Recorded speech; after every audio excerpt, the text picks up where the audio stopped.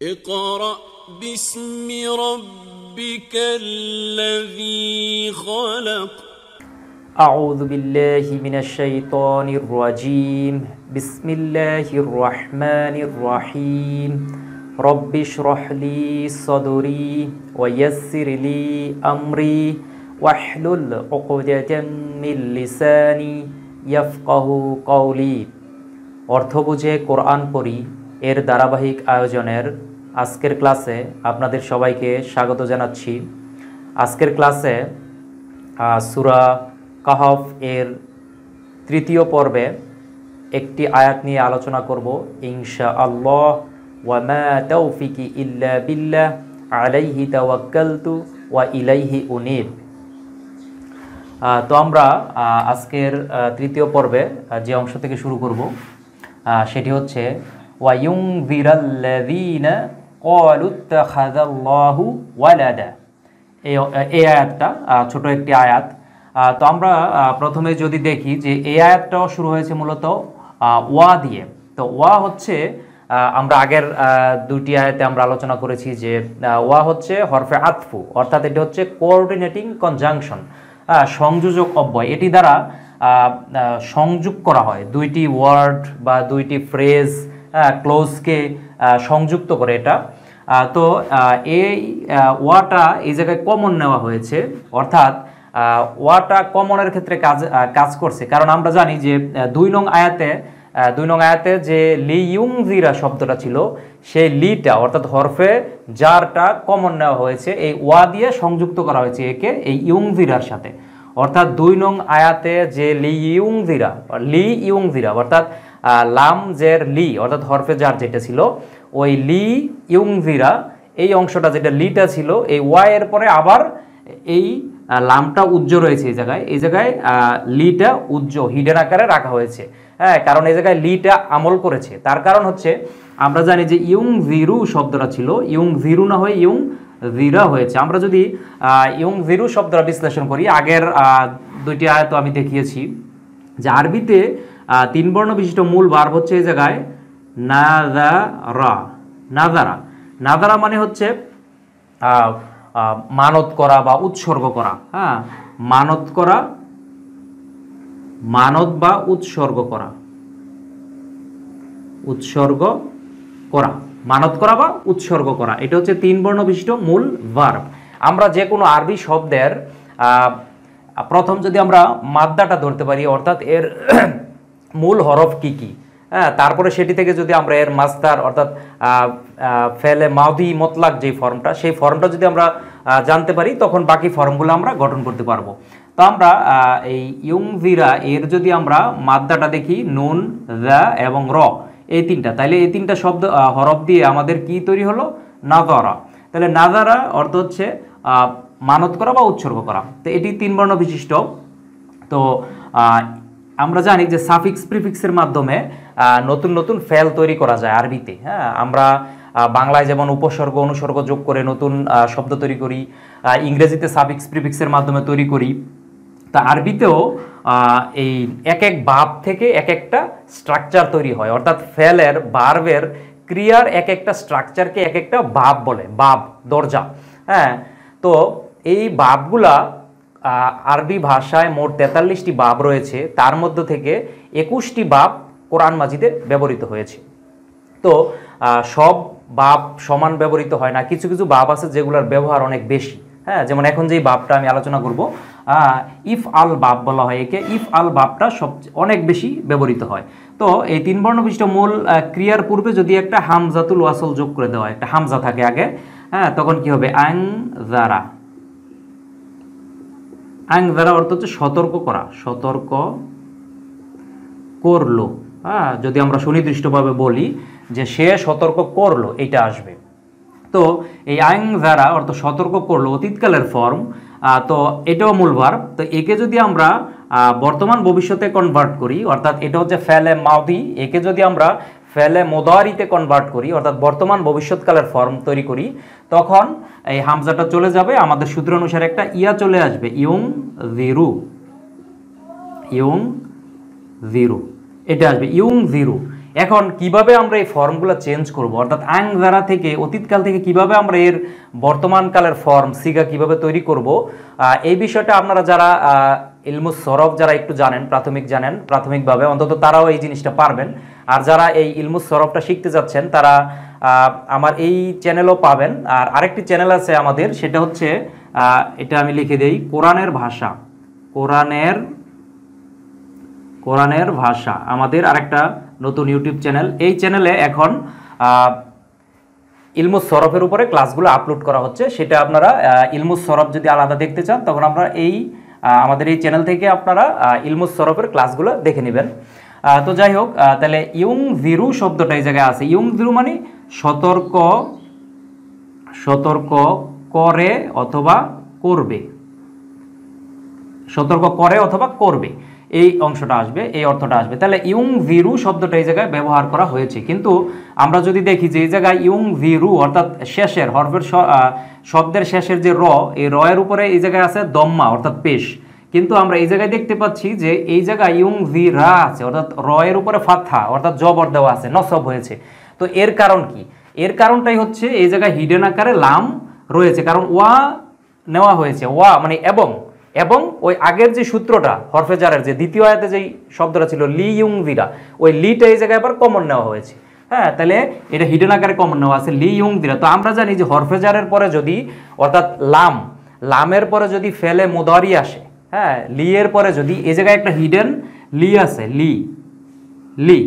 এই লি, তাহলে লি হচ্ছে হরফে জার। এইটা যখন ফেলে মুদারির পূর্বে ব্যবহৃত হয় তখন একে বলা হয় লামে তালিল, অর্থাৎ উদ্দেশ্য বোঝানোর লাম।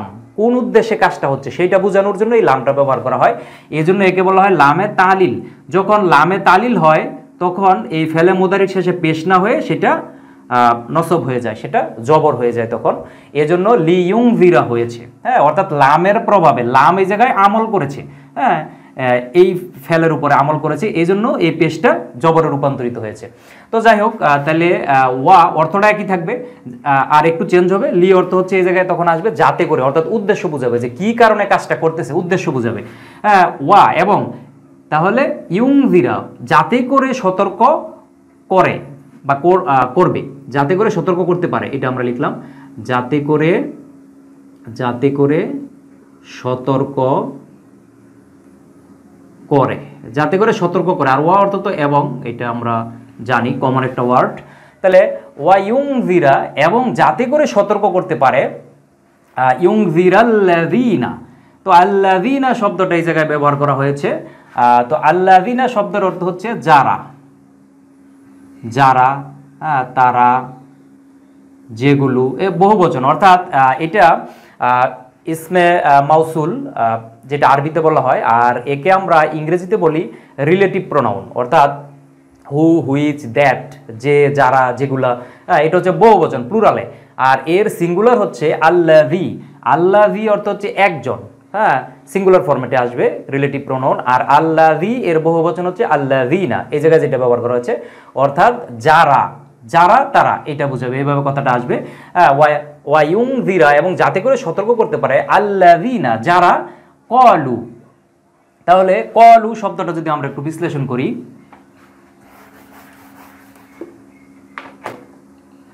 ক্বালু শব্দটা কিভাবে আসলো? আরবিতে 3 বর্ণ বিশিষ্ট মূল ভার্ব হচ্ছে ক্বালা। ক্বালা অর্থ হচ্ছে বলল, হ্যাঁ, সে বলল। এটার সাথে third person singular subject hidden আকারে থাকে। আমরা জানি যে ফেলে মাদি মতলাকের যে সিগাটা, অর্থাৎ যে ফর্মটা, অর্থাৎ মাজদার থেকে প্রথম যেই ফেলটা তৈরি হয়, হ্যাঁ, এটাকে বলা হয় মাদি মতলাক, হ্যাঁ, ফেলে মাদি মতলাক। অর্থাৎ এটা হচ্ছে সাধারণ অতীতকালের ফর্মটা তৈরি হয়। তো সাধারণ অতীতকালের ফর্মে 3 বর্ণ বিশিষ্ট ভার্বের ক্ষেত্রে যদি মাঝখানের হরফটা ওয়া অথবা ইয়া থাকে, তাহলে সেটা কি করে, সেটা আলিফের সূরতে আসে। যেমন এই জায়গায় মূল ফেলটা ছিল, মূল ভার্বটা ছিল কি, কওয়ালা। কিন্তু যেহেতু ওয়া হচ্ছে হরফে ইল্লত, একে বলা হয় দুর্বল হরফ, হরফে ইল্লত, রুগ্ন হরফ। হ্যাঁ, ইংরেজিতেও আমরা দেখি যে কিছু ভার্ব আছে যেগুলোর সবগুলো ফর্ম নাই, হ্যাঁ, যেমন মুডাল অক্সিলারি আমরা যদি দেখি, হ্যাঁ, যে ক্যান, কুড, মে, মাইট, এই যে এইগুলোর সবগুলো ফর্ম নাই, তখন এইগুলো এক ধরনের মোডাল ভার্ব হিসেবে থাকে। দুর্বল ভার্ব কিছু আছে, যেমন আরও কিছু ভার্ব আছে যেমন অক্সিলারি। তো আরবিতে এরকম দুর্বল ভার্ব আছে, উইক ভার্ব, দুর্বল ভার্ব আছে যেটাকে হরফে ইল্লত বলা হয়। হরফগুলো আর কি দুর্বল হরফ আছে, সেগুলোকে হরফে ইল্লত বলা হয়। তো এই ওয়াটা হচ্ছে হরফে ইল্লত। তো ওয়াটা হরফে ইল্লত থাকার কারণে এটা 3 বর্ণ বিশিষ্ট মূল ভার্বের ক্ষেত্রে আলিফের সুরত আসে। যাই হোক, আমার মূল ফোকাসটা এই জায়গায় না। তাহলে মূল শব্দটা ছিল কওয়ালা, এটা এই জায়গায় কলা রূপে আছে। কলা মানে সে বলল, একজন, থার্ড পারসন সিঙ্গুলার, অর্থাৎ এটা হচ্ছে ওয়াহিদ মুযাক্কার গয়বের সিগা। ওয়াহিদ মানে একজন, মুযাক্কার মানে পুরুষবাচক, আর গয়ব মানে থার্ড পারসন অর্থাৎ যে অনুপস্থিত। হ্যাঁ, তাহলে থার্ড পারসন সিঙ্গুলার ফরম্যাটে আছে পুরুষবাচক কলা। তো এর যদি আমরা আরেকটা সিগা তৈরি করি, আরেকটা ফর্ম তৈরি করি, কলু, কলু, অর্থাৎ তখন সাবজেক্ট হয়ে যাবে দে, সাবজেক্ট হয়ে যাবে তখন দে। এটার মধ্যে সাবজেক্ট ছিল হি, হি সাবজেক্ট ছিল কলা। আর এর যদি আমরা বহুবচন সাবজেক্ট নেই, তখন দে সাবজেক্ট বানাতে চাই, তখন এটা লিখতে হবে কি কলু। এটা সূত্র আছে আমাদের, আপনারা এই সূত্রগুলো ওই সরফ থেকে মুখস্থ করে নেবেন, ইলমুস সরফের যে কোর্সগুলো আমাদের, যে কলা, কলু, কুলতা, কুলতুম, কুলনা, এই যে এইভাবে যে ফর্মগুলা কীভাবে চেঞ্জ করে এগুলো আপনারা জানবেন, তাহলে আপনারা এটা নিজেই তৈরি করতে পারবেন। তাহলে কলু অর্থাৎ তারা বলল, এটা আসবে অতীতকালের ফর্ম, তারা বলল। তো এই জায়গায় অতীতকালের ফর্মটা ব্যবহার করা হয়েছে। তো এই জায়গায় আমরা অর্থটা এইভাবে করব, তাহলে কি ওয়ায়ুনযিরা, এবং যাতে করে সতর্ক করতে পারে, আল্লাযীনা যারা, কলু, কলু যারা বলল, বলল বা বলে, যেভাবে আমাদের অর্থ আসে আমরা সেভাবে করব। অনেক সময় অতীতকালের ভার্ব থাকলেও অর্থটা বর্তমান ভবিষ্যতে অনেক সময় চলে আসে, আবার কখনো বর্তমানকালের ভার্ব থাকলেও এটা অতীতকালের ফরম্যাটে চলে যায়। এগুলো আপনারা জানবেন আরো বিস্তারিত। তো ওয়ায়ুনযিরাল্লাযীনা যাতে করে তারা সতর্ক করতে পারে, আল্লাযীনা যারা, কলু যারা বলে, কি বলে, ইত্তাখাযা। ইত্তাখাযা শব্দটা কিভাবে আসলো এটা একটু বিশ্লেষণ করি।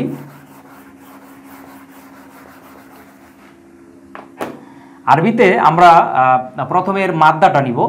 মাদ্দাটা এই জায়গায় কি আছে, যদি আমরা 3 বর্ণ বিশিষ্ট মূল ভার্ব আগে নেই, হ্যাঁ, 1 নং বাব থেকে আমরা যদি ধরি, তখন সেটা হচ্ছে আ খা দা। আখাদা, আখাদা অর্থ হচ্ছে ধরা বা গ্রেফতার করা, গ্রেফতার, গ্রেফতার করা বা করলো। আমরা যদি একবারে স্পেসিফিকভাবে আমরা যদি অর্থ করি, সে ধরলো, সে গ্রেফতার করলো, সে আটক করলো, এইভাবে আসবে 3 বর্ণ বিশিষ্ট মূল ভার্ব।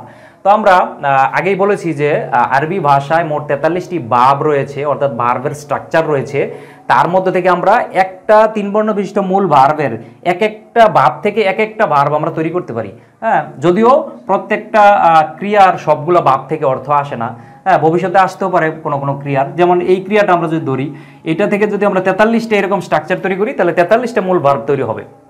হ্যাঁ, এটা হচ্ছে আরবি ভাষার একটা ইউনিক বিষয়। তো এর 8 নং ভাব, হ্যাঁ, ইন্টারন্যাশনাল স্ট্যান্ডার্ড অনুযায়ী এর যদি আমরা 8 নং ভাব ধরি, হ্যাঁ, তো আমরা এর আগে যে ভাবটা দেখেছি 4 নং ভাব দেখেছিলাম ইফআল ভাব থেকে। তো এখন হচ্ছে ইফতিয়াল ভাব থেকে যদি আমরা ধরি, তখন এটা আসে কি ইত্তাখাদা, ইত্তাখাদা, ইত্তাখাদা। এখানে তালিলের কিছু ব্যবহার আছে, আমি তালিলের মধ্যে যেতে চাচ্ছি না, আমি শুধু এই ভার্বটা নিয়ে যেহেতু আলোচনা করব, তখন ইত্তাখাদা এইটাও হচ্ছে আরেকটা মূল ভার্ব।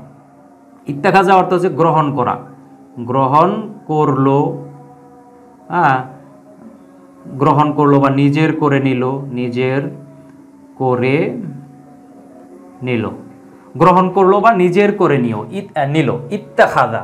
তো ইত্তাখাযা শব্দটা এই জায়গায় সরাসরি ব্যবহার করা হয়েছে। তো এখন একটু ডিফারেন্স হচ্ছে যে এই জায়গায় কিন্তু হামজাতুল ওয়াসল অর্থাৎ হামজার নিচে জের দেওয়া আছে, অর্থাৎ আলিফটাকে হামজা রূপে ব্যবহার করেছে, আর এই জায়গায় শুধু আলিফ দেওয়া আছে, কোনো হরকত নাই। তার কারণ কি? তার কারণ হচ্ছে এই যে ইত্তাখাযা, এই জায়গায় যে হামজাতুল ওয়াসলটা ব্যবহার করা হয়েছে, এই হামজাতুল ওয়াসলটা আসলে ব্যবহার করা হয় উচ্চারণ মেলানোর জন্য। যখন তার আগের হরফে কোনো হরকত থাকে না, তখন এই হামজাতুল ওয়াসলটা উচ্চারিত হয়। কিন্তু যখন এই শব্দটার আগের শব্দে শেষ বর্ণে শেষ বর্ণে হরকত থাকে, অর্থাৎ শেষ বর্ণে উচ্চারণ থাকে, তখন কিন্তু আর হামজাতুল ওয়াসলের উচ্চারণ হয় না। যেমন আমরা যদি এই জায়গায় দেখি কলু, কলু, এই জায়গায় লামের উচ্চারণ আসতেছে, কলুর পরে ইত্তাখাযা শব্দটা আসার কথা। তো কলু উচ্চারণটা থাকার কারণে কিন্তু এই হামজাতুল ওয়াসলের উচ্চারণ হচ্ছে না। হ্যাঁ, আবার এই ইত্তাখাযা শব্দটা যদি বাক্যের একদম শুরুতে চলে আসতো, যে তার পূর্বে আর কোনো শব্দ নেই, তখন কিন্তু এই হামজাতুল ওয়াসলের উচ্চারণ হতো, তখন কিন্তু ইত্তাখাযা আমরা এইভাবে পড়তাম। হ্যাঁ, কিন্তু এখন আমরা পড়বি ক্বালু, সরাসরি এই যে তা, এই তায়ের উপরে তাসদিদ দিয়ে তাকে মুসাদ্দিদ করা হয়েছে, যাতে করে এই তায়ের সাথে সরাসরি এটা সংযুক্ত হতে পারে। হ্যাঁ, তো এই জন্য কি হয়েছে, ক্বালুত্তাখাযু, ক্বালুত্তাখাযা, ক্বালুত্তাখাযা। হ্যাঁ, এই হামজার এই যে আলিফ, তখন কিন্তু এই হামজা থেকে এটা আলিফে রূপান্তরিত হয়েছে, এবং আলিফের উপর কোনো হরকত না থাকা এর কখন উচ্চারণ হবে না। হ্যাঁ, এই জন্য এটা এইভাবে হরকতবিহীনভাবে রেখে দেওয়া হয়েছে, আর অর্থটা এটাই চলে আসবে। তাহলে ক্বালু যারা বলে ইত্তাখাযা, যে ইত্তাখাযা গ্রহণ করলো, গ্রহণ করলো অতীতকালের ফরম্যাট। তাহলে ক্বালুত্তাখাযা যারা বলে গ্রহণ করলেন, আল্লাহু, আল্লাহু শব্দের অর্থ আল্লাহ, এটা আমরা জানি, কিন্তু এই জায়গায় আরেকটা বিষয় আমাদের জানার, সেটা হচ্ছে কোনো আরবি ইসেমের শেষ হরফের উপরে যদি পেশ থাকে তাহলে সেটা সাবজেক্ট, একে বলা হয় মারফু। হ্যাঁ, আবার আরবি কোনো শব্দের শেষ হরফের উপরে যদি জবর থাকে তাহলে সেটা অবজেক্ট, অর্থাৎ একে বলা হয় মানসুব ফরম্যাট, বাংলায় যেটা বলি আমরা কর্মকারক। হ্যাঁ, আবার কোনো আরবি ইসেমের শেষ হরফের নিচে যদি জের থাকে, অর্থাৎ কাসরা থাকে, তখন তাকে বলা হয় মাজরুর, অর্থাৎ এটাকে বলা হয় অধিকরণ কারক। হ্যাঁ, তো এই জায়গায় আমরা দেখতে পাচ্ছি কি, আল্লাহু, আল্লাহ শব্দের শেষে কি আছে, পেশ আছে, তার মানে কি এই জায়গায় আল্লাহ হচ্ছে সাবজেক্ট, মারফু সাবজেক্ট আছে। হ্যাঁ, তো এই জায়গায় সাবজেক্ট আছে, আর এটা হচ্ছে ভার্ব। হ্যাঁ, একটু বাংলা এবং ইংরেজিতে আমরা কি দেখি, ইংরেজির ক্ষেত্রে যদি দেখি যে আগে আসে সাবজেক্ট, তারপরে আসে ভার্ব। হ্যাঁ, তো বাংলার ক্ষেত্রে তাই আগে সাবজেক্ট তারপরে ভার্ব আসে, কিন্তু আরবির ক্ষেত্রে একটু উল্টা, আরবির ক্ষেত্রে একটু ডিফারেন্স। হ্যাঁ, বিষয়টা হচ্ছে একটু উল্টা, আরবির ক্ষেত্রে আগে আসে ভার্ব, তারপরে আসে সাবজেক্ট, তারপরে আসে অবজেক্ট। হ্যাঁ, এইভাবে। আর ইংরেজিতে কি আসে, সাবজেক্ট, ভার্ব, অবজেক্ট। আর আরবিতে হচ্ছে ভার্ব, সাবজেক্ট, অবজেক্ট। এটা হচ্ছে নর্মাল একটা পদ্ধতি। হ্যাঁ, দুই একটা ব্যতিক্রম থাকবে, সেটা আলাদা বিষয়, কিন্তু নর্মাল যেটা কমনলি অ্যাকসেপ্টেড সেটা হচ্ছে আগে ভার্ব, তারপরে সাবজেক্ট, তারপর অবজেক্ট। তো এই সূত্রটা এই জায়গায় ব্যবহার করা হয়েছে। আমরা এটা এখন দেখব যে ইত্তাখাযা গ্রহণ করলো, এটা সাবজেক্ট। হ্যাঁ, এর সাথে হিডেন আকারে হি ভার্ব আছে, কিন্তু এই হুয়া ভার্বটা এই জায়গায় হিডেন আকারে আছে। যদি তার পরবর্তীতে সাবজেক্ট না থাকে, তখন হুয়া ভার্বটা সাবজেক্ট হিসেবে সেটা প্রকাশ্যে চলে আসবে। হ্যাঁ, অর্থাৎ সেটা বারিজ হবে। আর এমনি মুস্তাতির হিসাবে রয়েছে, হুয়া সাবজেক্টটা মুস্তাতির হিসাবে লুকায়িত, হিডেন আকারে আছে। আর যদি পরে আল্লাহ সাবজেক্টটা না থাকতো, তাহলে সেটা বারিজ হিসাবে চলে আসতো। তাহলে ইত্তাখাযা এরপরে সাবজেক্ট হয়ে গেল কি, আল্লাহ, আল্লাহু, অর্থাৎ তখন অর্থটা কি, আল্লাহ গ্রহণ করলো। হ্যাঁ, যেহেতু এটা সাবজেক্ট, এটা ভার্ব, তাহলে আল্লাহ গ্রহণ করলেন। ওয়ালাদা, ওয়ালাদা, ওয়ালাদা শব্দটা আমরা একটু বিশ্লেষণ করি। তা আরবিতে 3 বর্ণ বিশিষ্ট মূল ভার্ব হচ্ছে ওয়ালাদা। ওয়ালাদা হচ্ছে সন্তান জন্ম দেওয়া, সন্তান জন্ম দেওয়া, প্রসব করা। হ্যাঁ, সন্তান জন্ম দেওয়া, তো ওয়ালাদা। ওয়ালাদা অর্থ হচ্ছে এটা ওয়াহিদ মুযাক্কার গায়বের সিগা, অর্থাৎ এটা থার্ড পারসন সিঙ্গুলার সাবজেক্ট, এর সাথে হিডেন আকারে আছে। ওয়ালাদা, তিনি সন্তান জন্ম দিলেন, সে সন্তান জন্ম দিল, অর্থাৎ থার্ড পারসন সিঙ্গুলার, একজনকে যেভাবে বোঝায় জন্ম দিল। তাহলে এটা হচ্ছে 3 বর্ণ বিশিষ্ট মূল ভার্ব। তো এর যদি আমরা নাউন তৈরি করি, ইসেম তৈরি করি, তখন ইসেমটা হবে ওয়ালাদুন। ওয়ালাদুন, একটা দুইটা পেশ চলে আসবে, ওয়ালাদুন। ওয়ালাদুন মানে সন্তান। হ্যাঁ, ওয়ালাদ মানে সন্তান, যেটা আমরা বলি। ওয়ালাদুন এর বহুবচন হচ্ছে আওলাদুন, যেটা আওলাদ, যে অনেকে বলে যে আওলাদে রাসূল, অর্থাৎ রাসূলের সন্তান, উত্তরসূরি। হ্যাঁ, আওলাদ, এটা অনেকে আবার আরবি হিসেবেও জানেন যে আওলাদ মানে সন্তান, সন্তানাদিকে আওলাদ বলা হয়। তো এটা হচ্ছে প্লুরাল। হ্যাঁ, অর্থাৎ এটা জমা। আর এটা হচ্ছে ওয়াহিদ, এক বচন আছে, ওয়ালাদুন। ওয়ালাদুন মানে সন্তান। তো এই জায়গায় ওয়ালাদুন শব্দটা ব্যবহার করা হয়েছে। আমি একটু আগে বলেছিলাম যে কোনো আরবি ইসেমের শেষে যদি পেশ থাকে, হ্যাঁ, শেষ হরফের উপরে যদি পেশ থাকে, তাহলে সেটা সাবজেক্ট। আবার কোনো আরবি ইসেমের শেষ হরফের উপরে যদি জবর থাকে, তাহলে সেটা অবজেক্ট। তো এই জায়গায় আমরা এখানে আমাদের এটা অবজেক্ট হিসেবে ব্যবহার করা হয়েছে। কি কারণে? কারণ এটা হচ্ছে ভার্ব, সাবজেক্ট, তখন অবজেক্ট। আমরা যদি ইংরেজির সাথে মিলে আছে, যেমন ইংরেজিতে ভার্বকে যদি আমরা কি বা কাকে দ্বারা প্রশ্ন করি, তাহলে যে উত্তর পাওয়া যায় সেটা হচ্ছে অবজেক্ট। হ্যাঁ, অর্থাৎ মাফউল, আরবিতে যেটা বলে মাফউল, অবজেক্টকে। তো এই জায়গায় আমরা যদি ভার্বকে প্রশ্ন করি, ইত্তাখাযাল্লাহু, আল্লাহ গ্রহণ করলেন। কাকে গ্রহণ করলেন? কি গ্রহণ করলেন? তাহলে সন্তান। হ্যাঁ, তখন এটা হবে অবজেক্ট, অর্থাৎ এটা কর্মকারকে ব্যবহার করা হয়েছে। তো যেহেতু শব্দটা ছিল কি জায়গায়, ওয়ালাদুন, দুইটা পেশ ছিল, কারণ এই শব্দটা হচ্ছে নাকিরাত। আরবিতে কোনো ইসেম যখন প্রথম তৈরি হয় সেটা সাধারণত নাকিরাত থাকে, অনির্দিষ্ট থাকে। তখন অনির্দিষ্ট ইসেমকে অনেক সময় আমাদের মারিফাত বা নির্দিষ্ট করতে হয়। তো এই অনির্দিষ্ট ইসেম থাকাতে দুইটা পেশ হয়েছে, একটা নির্দিষ্ট থাকলে একটা পেশ হতো। তো যাই হোক, তো এই জায়গায় যেহেতু ওয়ালাদুন, একে আমরা কি করব, অবজেক্ট বানাবো। তো অবজেক্ট বানাতে গেলে কি করতে হবে, দুইটা জবর দিতে হবে। যেহেতু এই জায়গায় দুইটা পেশ আছে, তার মানে এটাকে যদি আমরা অবজেক্ট বানাতে যাই তাহলে দুইটা জবর দিতে হবে শেষে। তো আমরা এই জায়গায় দিলাম কি, দুইটা জবর, যে দুইটা অবজেক্ট হিসেবে ব্যবহৃত হবে। হ্যাঁ, কাকে গ্রহণ করলেন, ওয়ালাদা, সন্তানকে গ্রহণ করলেন। তো আবার আরবিতে আরেকটা নিয়ম হচ্ছে যে কোনো ইসেমের শেষ হরফের উপরে যদি দুইটা জবর থাকে তাহলে একালিফ টেনে পড়তে হয়। এই জন্য একালিফ টানের একটা চিহ্ন কিন্তু এই জায়গায় দেওয়া আছে, যে একালিফ টানের একটা চিহ্ন দেওয়া আছে। হ্যাঁ, তাহলে এই জায়গায় কি আসবে, সন্তান। সন্তান এটা অবজেক্ট হিসেবে তখন আসবে, যে সন্তানকে। হ্যাঁ, বাংলা যদি আমরা এই কারক বিভক্তি ব্যবহার করি, আবার কিছু ক্ষেত্রে বিভক্তি ব্যবহার না করলেও হয়, শুধু সন্তান দিলে ওই জায়গায় কথা মিলবে। যে যারা বলে যে আল্লাহ সন্তান গ্রহণ করেছেন, তাদেরকে যাতে করে কি করতে পারে, ওয়া এবং ইউনজিরা, যাতে করে সতর্ক করতে পারে, আল্লাযিনা, ওই তাদেরকে যারা কি করে, কলু, যারা বলে, কলুত্তাখাযা, হ্যাঁ, যে কলুত্তাখাযাল্লাহু, আল্লাহ গ্রহণ করেছেন, ওয়ালাদা, সন্তান। যে যারা, যে সকল ব্যক্তিরা বলে যে আল্লাহ সন্তান গ্রহণ করেছেন, তাদেরকে যাতে করে কি করতে পারে, সতর্ক করতে পারে, ভয়ভীতি প্রদর্শন করতে পারে। হ্যাঁ, এই কথাটা এতে বলা হয়েছে। তো যাই হোক, আমরা যেহেতু ধারাবাহিকভাবে সূরা কাহফ শিখছি এবং আমরা প্রতিটা শব্দ ভেঙে ভেঙে বুঝতে চাই যে কোরআন মাজিদে আল্লাহ রাব্বুল আলামিন কোন শব্দ ব্যবহার করেছেন, কি বুঝিয়েছেন, এই বিষয়গুলো আমরা জানবো ইনশাআল্লাহ। তো আজকে আর ক্লাস লম্বা করব না, আমরা পরবর্তী ক্লাসে ইনশাআল্লাহ পরবর্তী ধারাবাহিকভাবে আয়াতগুলো আলোচনা করব। আসসালামু আলাইকুম ওয়া রাহমাতুল্লাহি ওয়া বারাকাতুহু। ইকরা বিসমি রাব্বিকাল্লাযী খালাক।